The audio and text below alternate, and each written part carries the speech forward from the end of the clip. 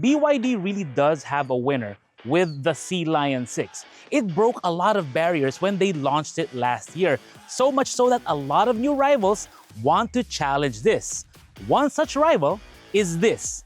This is the J7 SHS from Jaecoo, and they want to challenge the Sea Lion 6. Can it succeed? Well, let's find out. And we have a feeling there are going to be quite a few surprises.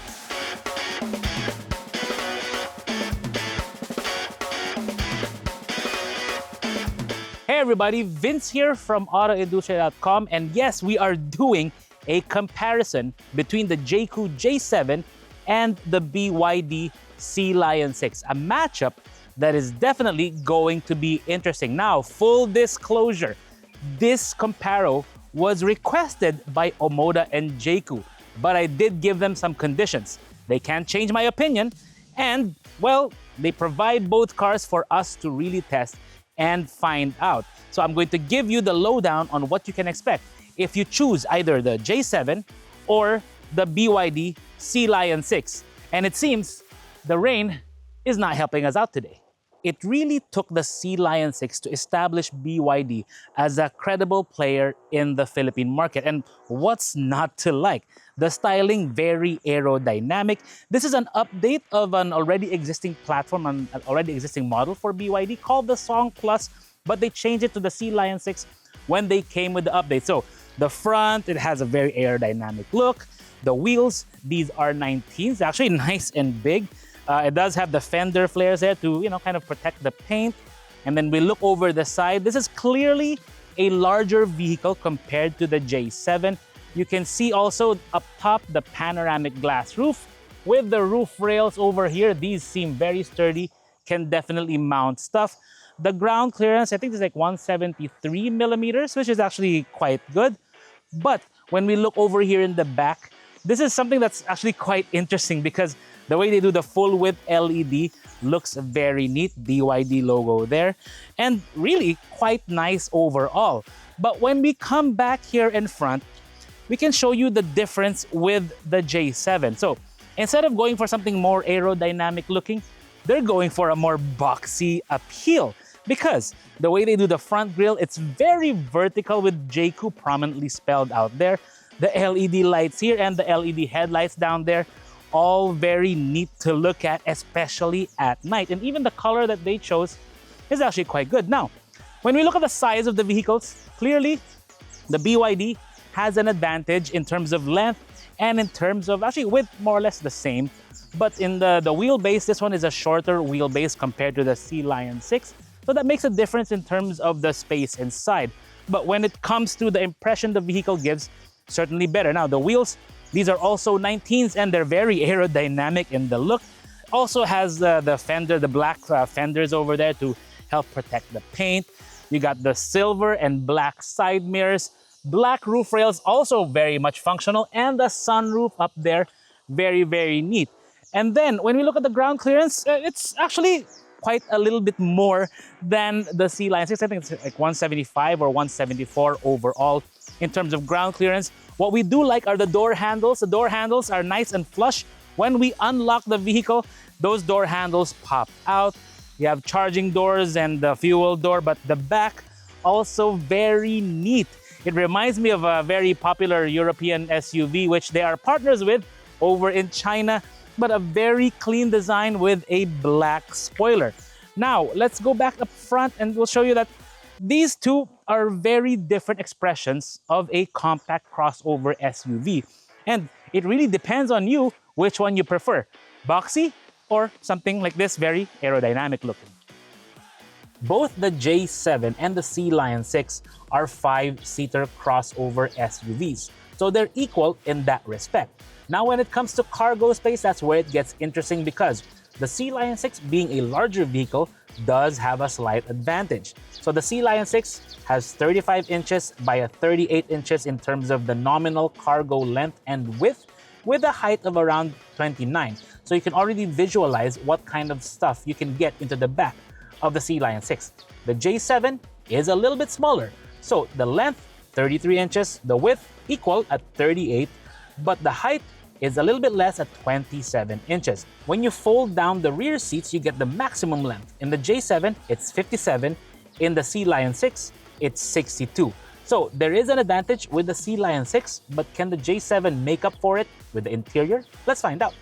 So it's good to be back inside one of our actually favorite vehicles from last year, because the Sea Lion 6, the interior, the way they did it, is certainly very busy, and they were very liberal with a lot of the details. You can see it with the dashboard, definitely the selection of trim, the contrast stitching there, the details like the silver, the satin silver trim here, the silver here, or the gray, the control for your transmission or for your drive is right here. It's got this jewel thing going on, R&D, and then park is over here.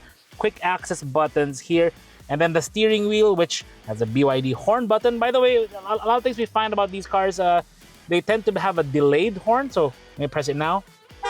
See, it takes a little while, and also it's a bit long. That's something we noticed with a lot of the BYD vehicles. It's a very minor thing. It's up to you whether you prefer it or not.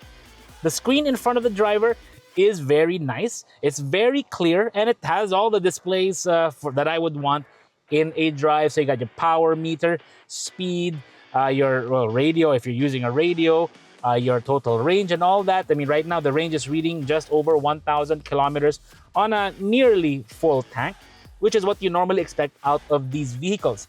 There's no heads-up display that I can see up there. What I do notice that it does have infinity audio speakers, which is good. And then the coup de grace of every BYD unit is this screen. It's quite huge, and given that it's BYD, it rotates when you press right there. When you press right there, it rotates. The only problem, even though it is a nice feature, it gives you a big portrait screen, like a huge tablet right here in the middle. It does block a little bit of my view, but not a big deal. Normally, I wouldn't drive it like this anyway, because you can't use your Android Auto or Apple CarPlay. Yes, it does come with both wireless. You can't use it in that mode. It'll switch to the landscape mode anyway, so kind of like, why bother? Anyways, going around the features here, typical of BYD, if you do the 3-finger touch, you'll adjust the fan speed or the temperature. This is the fan speed right here, and then temperature up, down like that. Makes it very easy, even though there are no quick access buttons here. You can go through the modes here, but still very easy to use a 3-finger mode. And then we go around, let's see where the settings.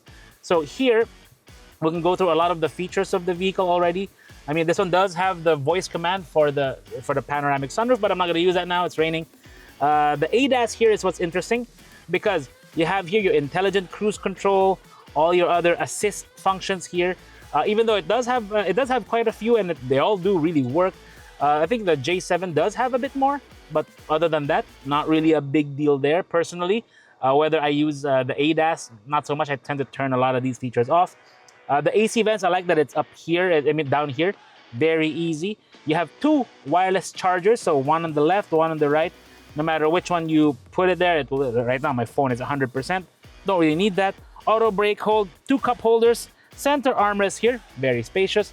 Compartment over there, and the seats also very nice. I mean, both the J7 and the Sea Lion 6 have nice seats in their own right. It just depends on what your preference is. This one looks a bit more sporty in terms of design. But one clear aspect where this has an advantage is when it comes to the rear space, because remember, bigger vehicle overall, so the space in the back seat wider, and you have a bit more knee room. But still, it really depends on your preference whether you prefer it the smaller vehicle or this wider vehicle, because when it comes to parking, you do have to be a bit more selective in this one compared to something like the J7. Anyways, enough of that. Let's go take it out and see how this feels on the road. It's good to be back behind the wheel of the Sea Lion 6. I mean, this is our top pick from last year, so it's kind of interesting to see how it compares against newer competition. And mind you, there are going to be a lot of new competitors in this category, because it's where everybody wants to really succeed. It's a major segment in our market now. In terms of the power, we have 217 PS combined. So that's both motor and the naturally aspirated 1.5-liter gasoline engine. And in terms of response, I mean, let me put it into sport mode now. floor it, it does have thrust. Like a quick chirp of the wheels and then you're off to the races. And that's the fun thing about these hybrids. It makes it so, so responsive, so fun. We'll see later how the Jaecoo J7 compares. In terms of range, just over 100 kilometers on pure electric range, meaning 100% battery charge with the 18.3 kilowatt lithium iron phosphate battery underneath the vehicle. So decent range. It's also got a well over 1,000 kilometers in overall range, meaning we're talking about both gasoline fully fueled and fully charged. So it'll give you all that range that you can just play with depending on how you drive. Because they have to measure these using very strict guidelines and a driving cycle to give us a more, I guess, comparable or a uniform unit of measure, I guess, more or less for the range of this. But really, it's about the experience. Like what the BYD Sea Lion 6 offers is a comfortable cruising experience. So right now, let me put it into just eco mode, or actually, let's put it to normal mode. So in normal mode, just gives you a nice balance of all. The response from the throttle is a bit on the slow side, but that's to be expected. Again, we're biased towards comfort. And when we're going around, let's say this roundabout, I'll try to add a little bit of speed without disturbing anybody. But going around here, like even at this speed, you can feel that it's leaning a bit, it's rolling a bit. Because the suspension of this, you can feel it on this cobblestone style street, is that it's more on the softer side. So it is gonna have a little bit of lean. And the fact that it's a bigger, larger vehicle, you're gonna feel a little bit more of that. So it's not really meant for super sporty driving. You can go fast in this and have some fun. But really the priority here is comfort and quietness over the fun part, or over the fun aspect of driving. So now, let's jump into the J7 and see how that compares. So it's only been a few weeks since we were last inside the J7, and it's every bit as impressive and nice as before. Because the dashboard aesthetic, even though it does have texturing details here, same here, soft touch material there, when you look at it, it's actually quite minimalist. It's very simple. And I prefer it that way. Rather than having all these colors and lines, this is nice and simple and straightforward. But you guys, let me know in the comments below which interior you prefer, Sea Lion 6 or the minimalist interior of the J7. Now, looking around, what do we see? We know the AC vents are on the sides. You'd also have vents over here. Up top the dashboard, you've got a speaker up here, and it's got a nice grille detail there, very geometric, looks pretty neat. Up here, this is not a tray. This is actually your heads-up display. So as I'm looking out now, through here, it shows that I'm doing 0 kilometers per hour. It's projecting it onto the windshield, which is kind of neat. Here in front of me, I do have the driver display. It's a nice widescreen display with my power meter, speedometer, all the other information I may need. This will show me warnings when it comes to proximity, all that stuff. All these things, the HEV, all that is shown right here. A flat bottom steering wheel, 3-spoke, or 3-ish spokes. It's almost a 4-spoke, but it's a very nice steering wheel with flush buttons, which has these ribs here so you can feel your way around even while you're driving. And by the way, this is fairly intuitive, even though it looks very, very neat. You have your transmission control or drive control over here, PRND, and the P as you press this, pull down for drive and push up for reverse. Your wiper and your light controls are on this dock here, nice and integrated together, and it does feel quite well built. Here in the middle, you've got this massive screen. Now, the BYD, I think, has an advantage in terms of the overall size, but this one, I like the fact that it no longer, it doesn't rotate like the other one, because that's one less thing to worry about, when it comes to wear and tear. And besides, this one works just fine. So we have here navigation, DVR, so this is the digital video recorder. You will need to put an SD card or I think a USB into this to record, but you can see there the DVR, which is the camera up here. So it's basically your dash cam built right in. No need to worry about anything else.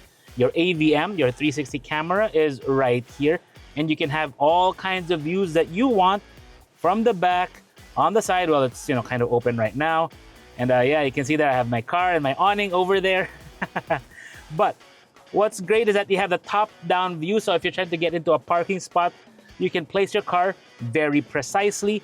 These features are pretty good on this vehicle, makes it very easy. But this one also has Apple CarPlay and Android Auto already built in. Now, right now we have Apple CarPlay hooked up. So I'll press Barney's phone. You can see it right there. All the stuff you want to mess around with, you want to install more apps, you can definitely do so right here. I mean, I'm not going to take a Zoom call while I'm driving, but still, it's over there. Now, back to the main screen. You can also control a lot of the vehicle functions here. So, for example, you have the quick controls here. You can adjust certain things. So, like the rear door opening, child window lock, sunroof. I'm not going to open the panoramic sunroof on this one because, you know, it's raining pretty hard right now, or at least it was a while ago. Later, probably some more. Then you have the power modes. You can select it over here. Drive modes, eco, normal, and sport. Adjust your smart key, all that stuff. You've got your range display and all that. So right now I have 16 kilometers of pure EV range.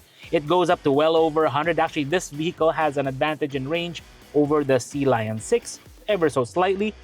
You have different modes for the power saving, energy recovery, meaning when you lift off, it recovers some more energy. All that stuff you'll find there. And then the most interesting one is right here. So the Jaecoo J7 has a lot, and I mean a lot, of advanced driver assistance systems. So if you want to activate all of them and, you know, you maximize the safety of the vehicle, which, by the way, it does have the maximum rating when it comes to Euro NCAP and ANCAP with the 5 stars. And then, but here, you can adjust all of it to your liking. So you don't want to use the intelligent cruise control exit warning. You can. The vehicle departure warning, overspeed warning. I mean, if you want to go really fast, I wouldn't recommend that. But you can turn that off if you so wish. The intelligence avoidance assist, that is actually a very neat little feature. We've tried it from many different brands already, as well as the one from Omoda Jaecoo.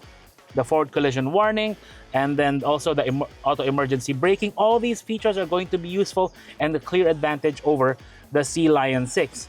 Atmosphere light, all that stuff, it's all really here. And what we did find is that connecting to the Android Auto of this, certainly very easy. Now, what else do we spot? The window control buttons, very minimalist, and they have it on a different way compared to some of the other brands we've seen. We like this tray here because you've got this tray here. I mean, I could put my wallet there or the key for the vehicle, like right here if I want, but I'd rather not. I can put my wallet there or another phone, and then my phone right here on the wireless charging pad, which is rather neat. I mean, I prefer having it here, makes it very easy and accessible. There's storage underneath for a small bag, and you also got the USB ports there, makes it very convenient. 2 cup holders, buttons over here for the auto, the mode, the lock, unlock, the hazard button, and the EV, HEV mode. Basically, the quick access buttons that you need are right here. Press this, and this compartment opens. And it's not just a center armrest, this also has a cooler function. So for a long drive, even if you put like a room temperature drink in there, it's going to cool down for a long drive, which is nice and convenient. And the seat, by the way, for a long drive, this is going to be fantastic. Like, the cushioning is great. The headrest is actually great. It even has these little bolsters on the side. It's quite plush. So once you sit here, you can just chill out. Even if you're seated in the back, you got charge points, you have your own AC, and you have the view from the sky above if it wasn't raining so hard. I mean, if we open it now, you can see that, hey, nice sky over there. Yeah, too bad it's raining.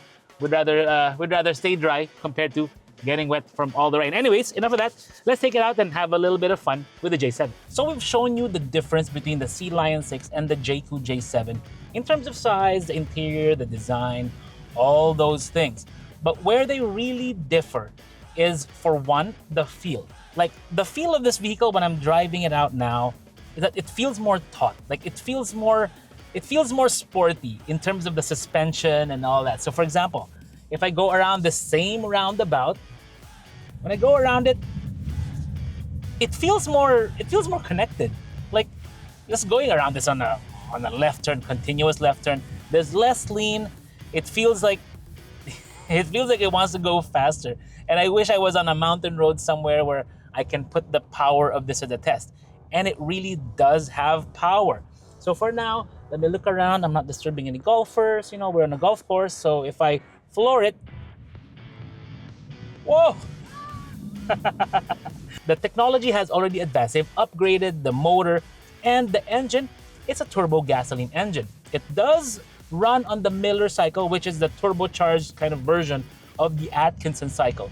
So you floor it, it responds quickly. And by the way, I'm not even in sport mode yet.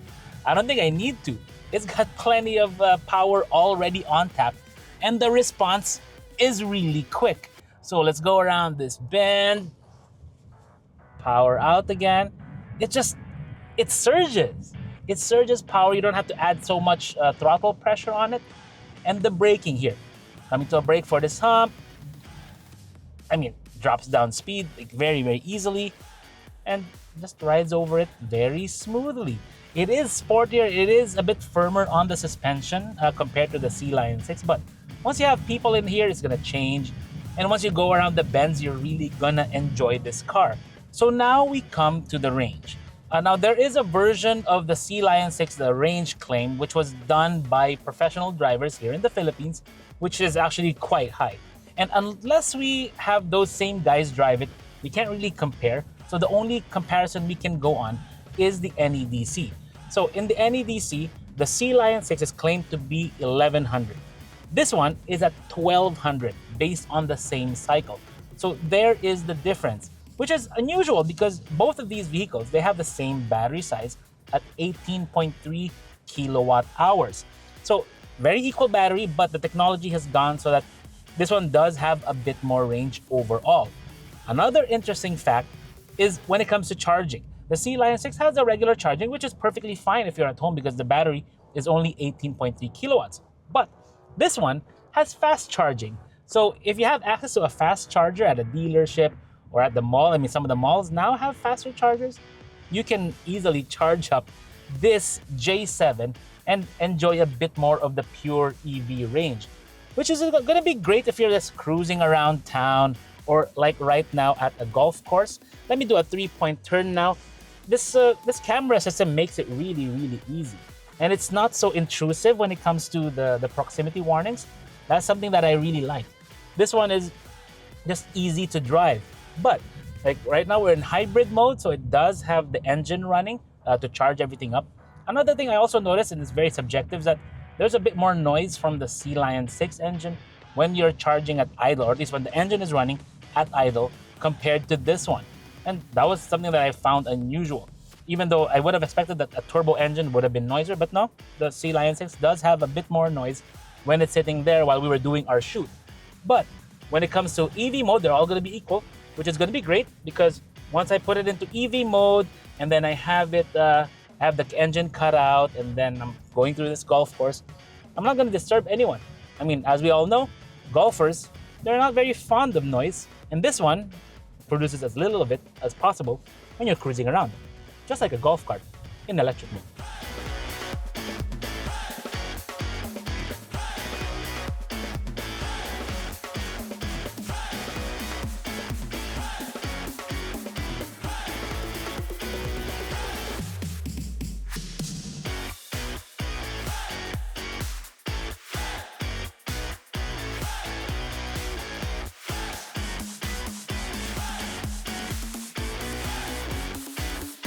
It really is great that there are so many more choices coming up now if you're looking for a crossover with plug-in hybrid electric vehicle technology, because it gives you the best of all worlds. You want to enjoy EV driving? You can. You want to gas up? You can. You want to drive it like any other hybrid without worrying about charging at all?